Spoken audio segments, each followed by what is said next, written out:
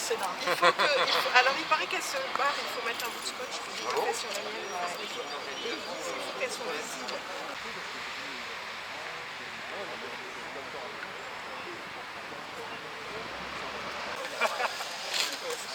Bonjour, c'est Hugo. J'avoue qu'on a pas. Ça va et toi?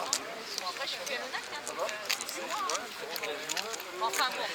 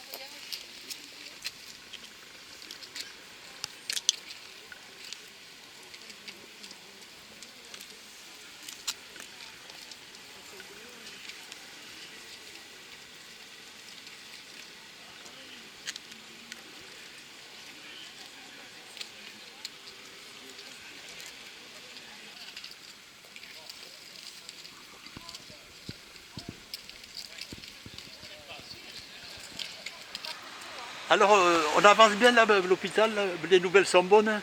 On espère, en tout cas le Premier ministre et puis plusieurs de ses ministres sont venus aujourd'hui à Cône pour annoncer en tout cas le lancement d'un projet, en tout cas qu'on porte pour certains depuis plusieurs années.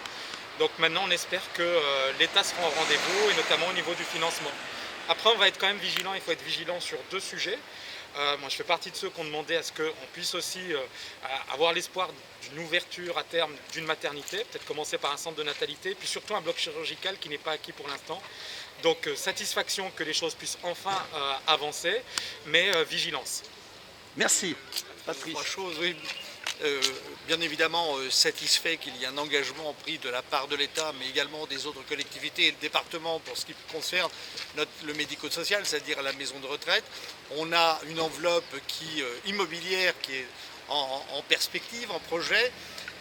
Néanmoins, il faudra que les moyens soient mis au fur et à mesure de l'évolution des chantiers, qu'on ait des engagements définitifs. C'est le principe qui est acquis aujourd'hui.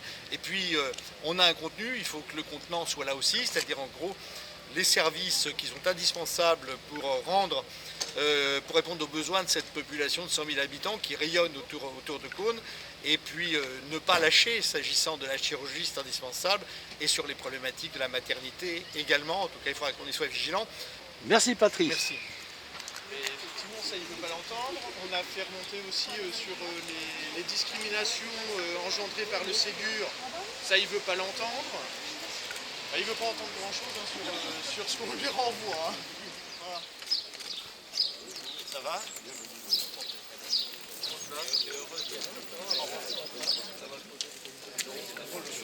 Monsieur le sénateur, bonjour. Bienvenue dans le département. C'est une belle journée exceptionnelle en plus. Hein, tout est réuni. Ah d'accord, elle est pas d'accord. C'est une belle journée, j'ai vu là, on a vu le site où va être bâti le nouvel hôpital. Je suis engagé sur scanner, IRM, présence d'interne. Voilà, on va dynamiser tout ça. Et la chien a vécu beaucoup sur les bonjour, ça marche bien. C'est sorti dans une région comme celle-ci, trop chou. Vous avez vu qu'on vient annoncer des bonnes nouvelles surtout. Ah bah oui. Un hôpital, une maison de santé, des internes, des IRM, des scanners, enfin voilà. Avec les Cônois, vous êtes contents hein, depuis le temps qu'on attend ça. Ben, je sais que vous attendez ça. Moi aussi j'attendais ça, de pouvoir annoncer les bonnes nouvelles. Donc, Merci. on est très heureux. Alors je crois que vous avez été reçu par un conseiller de Matignon.